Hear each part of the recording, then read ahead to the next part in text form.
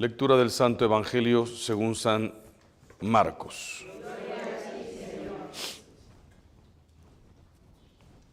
En aquel tiempo se apareció Jesús a los 11 y les dijo: Vayan por todo el mundo y prediquen el Evangelio a toda criatura. El que crea y se bautice se salvará. El que se resista a creer será condenado. Estos son los milagros que acompañarán a los que hayan creído. Arrojarán demonios en mi nombre, hablarán lenguas nuevas, cogerán serpientes en sus manos, y si beben un veneno mortal no les hará daño. Impondrán las manos a los enfermos y estos quedarán sanos. El Señor Jesús, después de hablarles, subió al cielo y está sentado a la derecha de Dios. Ellos fueron y proclamaron el Evangelio por todas partes, y el Señor actuaba con ellos y confirmaba su predicación con los milagros que hacían. Palabra del Señor.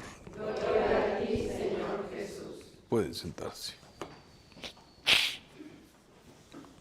Vamos a destacar 2 o 3 cosas interesantes de esta lectura. Lo primero, rezamos el Gloria y estoy revestido de rojo porque hoy es la fiesta de San Marcos Evangelista. Por sus lazos familiares pertenecía a la comunidad cristiana de Jerusalén.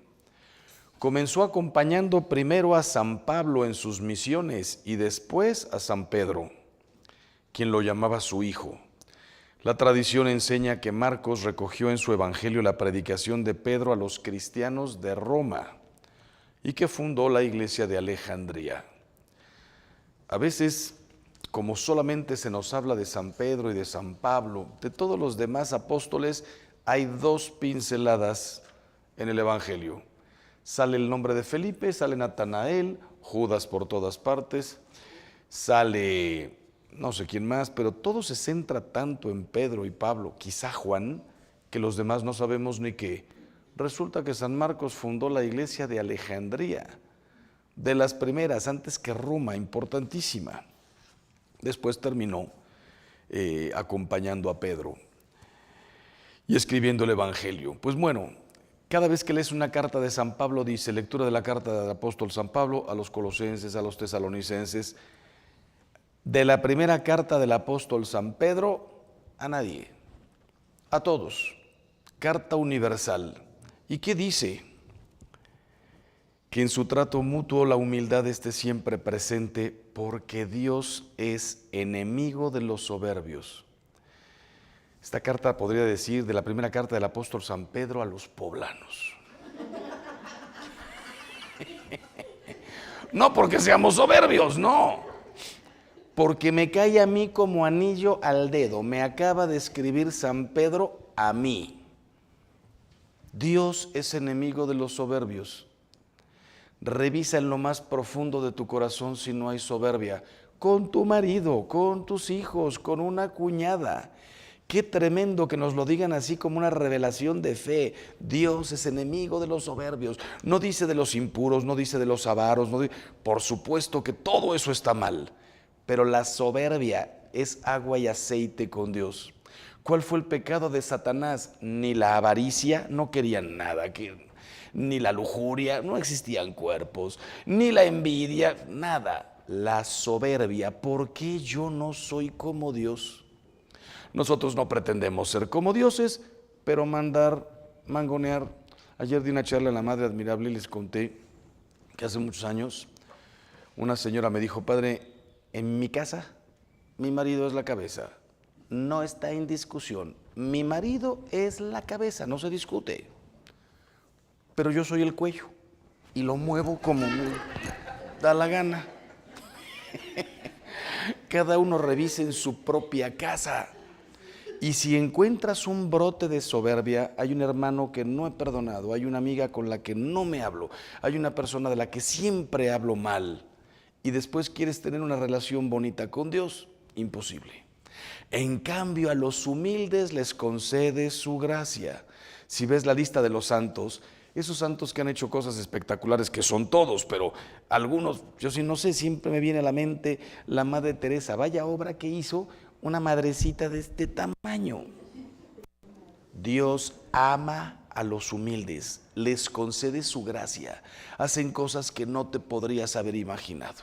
Humíllense ante la mano poderosa de Dios para que Él los levante y encumbre en el momento oportuno. No cuando yo diga.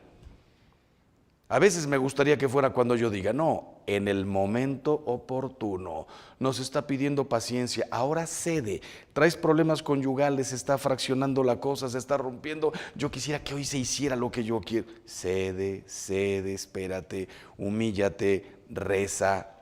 ¿Qué significa humillarse ante la mano poderosa de Dios? Ante Dios no nos cuesta humillarnos. Dios está allá, yo estoy aquí. Nos cuesta humillarnos ante nuestros hermanos que representan a Dios. Humíllate, es decir, perdona, cede, espera, aguanta, tolera. Y en el momento oportuno, Dios te va a levantar. Una cosa preciosa, dejen en sus manos todas sus preocupaciones porque Él cuida de ustedes. En el año 91, yo tenía 6 años en la Legión, se celebraron los 50 años de la historia de la Legión, ya vamos en más de 75. Y a mí me tocó ser acólito con el Papa Juan Pablo II. Y estuve a 10 metros de él durante toda la misa, fue precioso, además de que lo saludé de abrazo y que me levanté y me di un rosario y bla, bla, bla. Estando a 10 metros de Juan Pablo II, la homilía la escuché palabra por palabra. Y como se ordenaron en esa ocasión 60 sacerdotes, los padres Solana, dice Juan Pablo II en la homilía, sabed, queridos sacerdotes, que Dios cuida de vosotros. Esas palabras han iluminado toda mi vida y todo mi sacerdocio. Cualquier niño diría, mi mami cuida de mí, mi papá cuida de mí. Dios cuida de ustedes, pero ponte en sus manos. Y por último dice aquí, resistan con firmeza, con la firmeza de la fe, a las acechanzas del demonio, que anda buscando a quien devorar, sabiendo que sus hermanos dispersos por el mundo soportan los mismos sufrimientos que ustedes.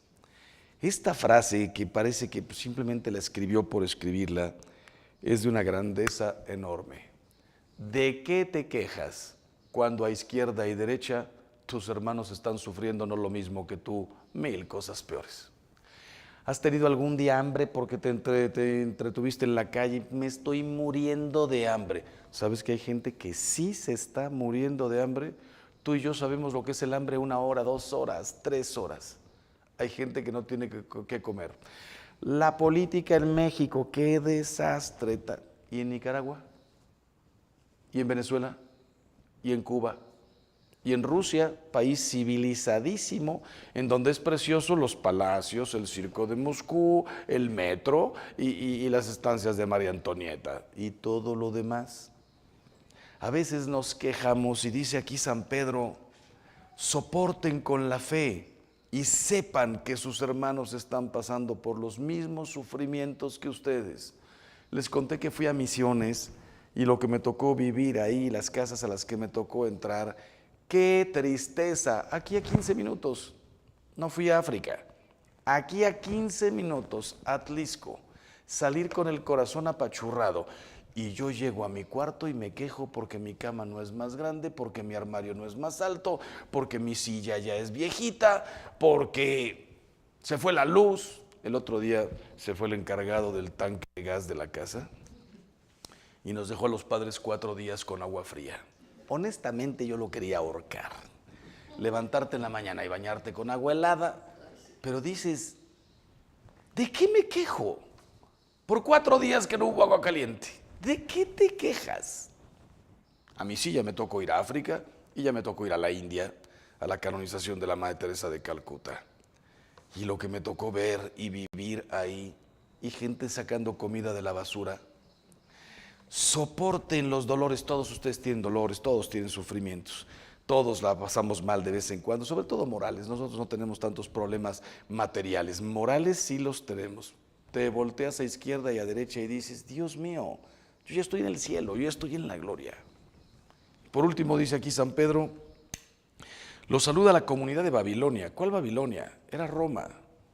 ¿Por qué la llama Babilonia? Porque Roma estaba peor que Babilonia. Cuando sufrieron los israelitas el destierro a Babilonia, aquello debió ser un desastre. Adoren a dioses, póstrense, doblen la rodilla delante de estatuas, etcétera, etcétera. Horror. El castigo de Babilonia fue tremendo. Cuando salieron de ahí, iba el pueblo feliz por el desierto, escapándose de ese infierno. Llega San Pedro a Roma y dice: esto está peor que Babilonia. Los dioses que hay aquí, la esclavitud, el trato a las mujeres. Los saluda la comunidad y aquí también los saluda mi hijo Marcos. Por eso San Marcos se dice escribió el primer evangelio. Hay dudas si el de Mateo o el de Marcos, más bien parece que el de Marcos. Todo el día con Pedro, imagínense todo lo que le habrá tocado ver. Y conclusión, dice el evangelio de San Marcos: impondrán las manos a los enfermos y estos quedarán sanos. ¿De dónde sale el gesto en la Iglesia Católica de ungir con aceite, de imponer las manos? A mi sacerdote me impusieron las manos para ordenarme, después me tomaron las manos y me las ungieron.